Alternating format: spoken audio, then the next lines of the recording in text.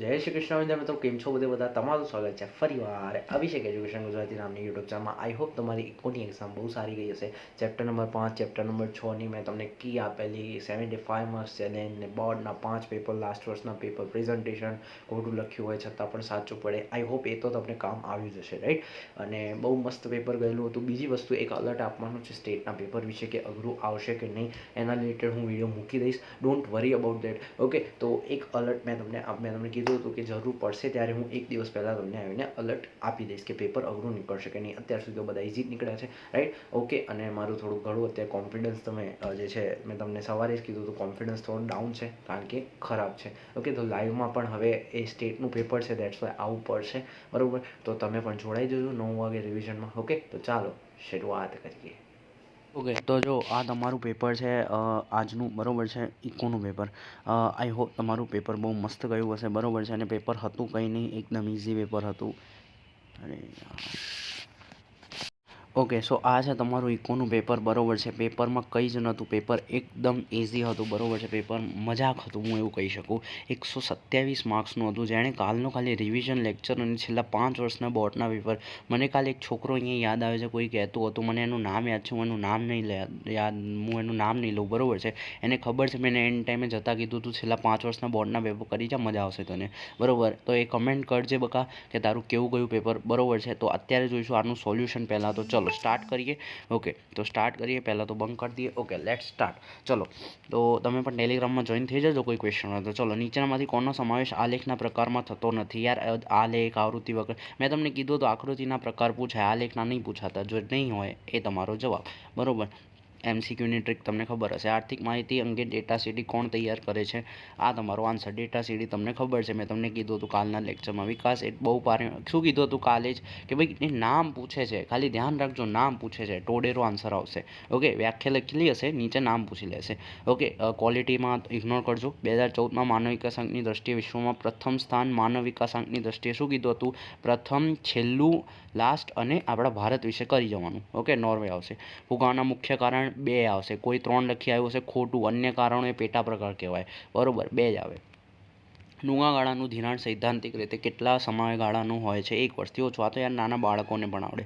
જો કે આપણા IMPમાં હતું. નીચેનામાંથી કોનો સમાવેશ નાણાકીય નીતિના ગુણાત્મક સાધનોમાં થતો થાય છે? ઓકે, જો થાય છે તો ભાઈ તમારો હશે ભેદભાવયુક્ત વ્યાજના દર. અને આ MCQની ટ્રીક ખબર છે ને, 3 જાણે અલગ હોય અને આ એક એનો જવાબ સૌથી અલગ વાળાનો.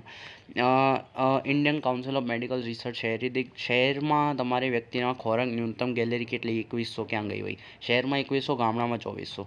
પછી 2014માં કુપોષિત વ્યક્તિઓની ટકાવારી કેટલી હતી? 15.2%, બરાબર છે. કાલ નિર્દેશકો ખબર છે ને ભાઈ, ગરીબીવાળાઓ, બરાબર? નિર્દેશકો ખબર છે ને, સમજાવી હતી ટ્રીકમાં. બેરોજગારી સમસ્યાના અભ્યાસ અર્થે રચાયેલ સમિતિનું નામ? ભગવતી સમિતિ. પછી જો હું વાત કરું કયા પ્રકારની ઉત્પાદન પદ્ધતિ બેરોજગારીમાં વધારો કરે તો મૂડી પ્રકાર. પછી વાત કરું સ્વતંત્રતા પછી ભારતમાં સૌપ્રથમ વસ્તી પત્રક કયા, આ કીધું હતું કાલે જ રિવિઝન લેક્ચરમાં કરીને જજો, 51માં. પછી જો હું વાત કરું ભારતમાં કયા રાજ્યમાં દર 1000 વર્ષે પુરુષોની સ્ત્રીઓનું પ્રમાણ વધારે છે? એક જ છે, કેરળ. આ તો બધાને ખબર હશે, 1074. આ ક્વોલિટી પણ હું વાંચી લઉં છું. ભારતમાં કૃષિ સંશોધન કરતી સંસ્થા ICAR, બરાબર.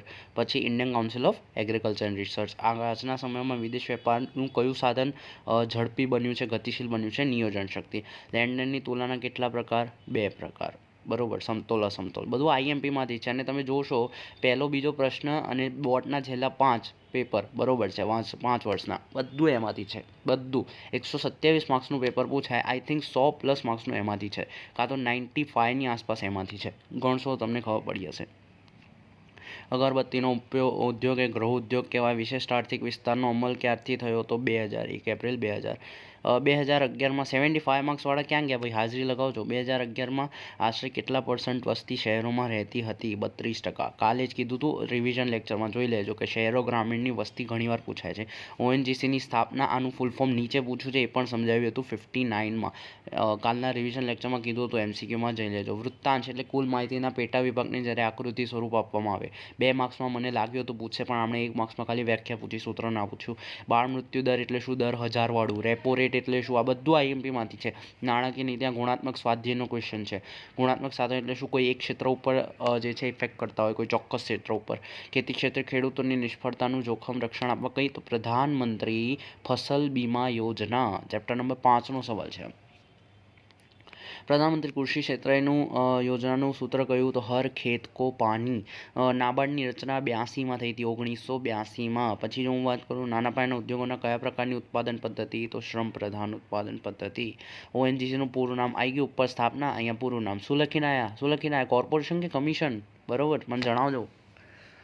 ઓકે, પછી જો હું વાત કરું આકૃતિ એટલે શું અને તે શા માટે દોરવામાં આવે છે, આ બધું આકૃતિ વિશે, આકૃતિ આલેખનો તફાવત કર્યો હશે, તમને ખબર હશે.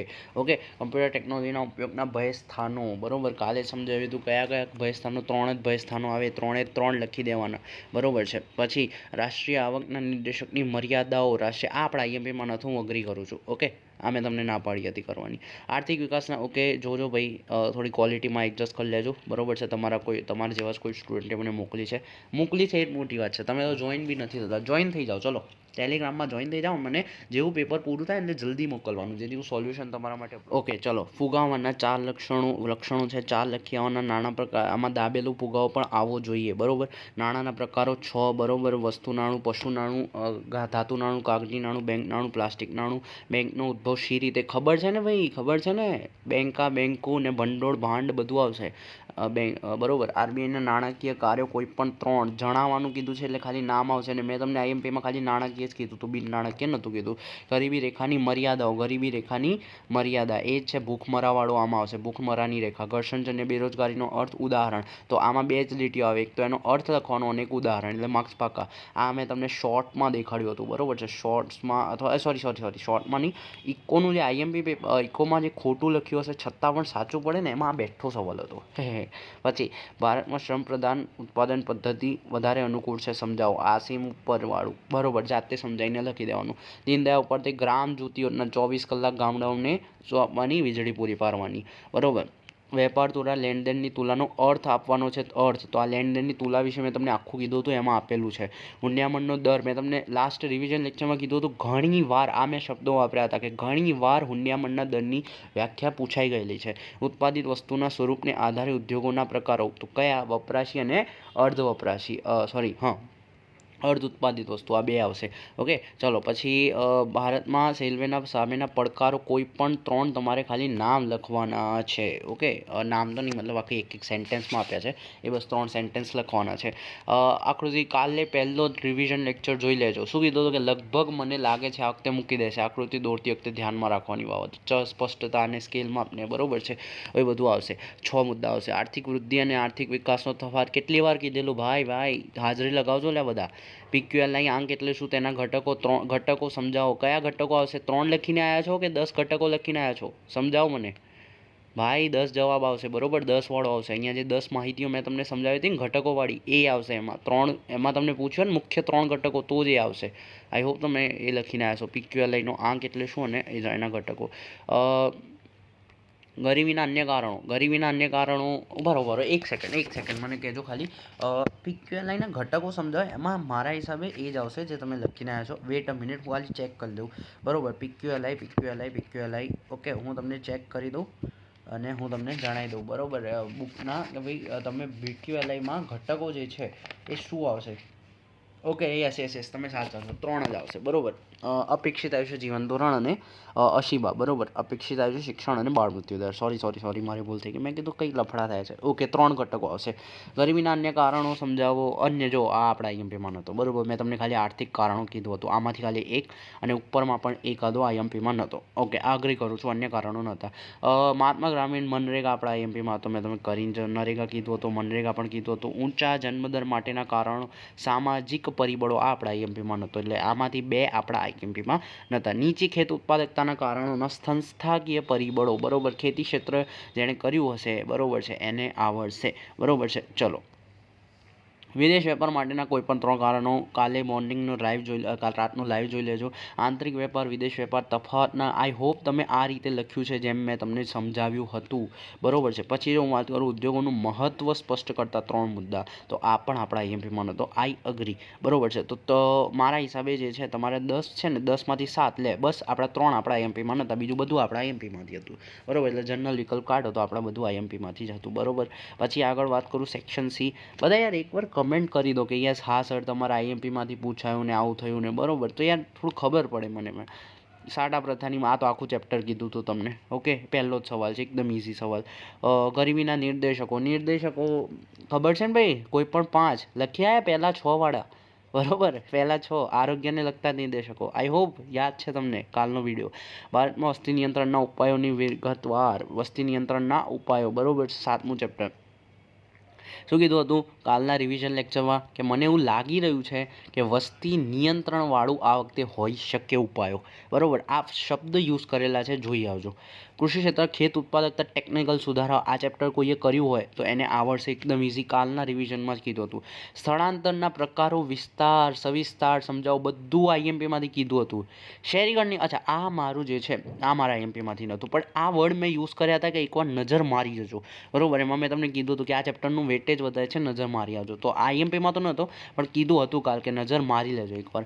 સ્તંભાકૃતિ, પાસની સ્તંભાકૃતિ સાથે વિશ્લેષણ પણ કરવાનું હતું. આઈ હોપ તમે કરીને આવ્યા હશો, બરોબર છે. વિશ્લેષણના 5 મુદ્દા તમને ખબર છે કયા કયા છે. ચલો આ વિડીયોમાં રાખીશું આટલું. આના પછી જોઈ લેજો, એક વિડીયો આવવાનો છે અને રાત્રે લાઈવમાં મળીશું એક નવા વિડીયોમાં નવા ટોપિક સાથે. ત્યાં સુધી જય શ્રી કૃષ્ણ.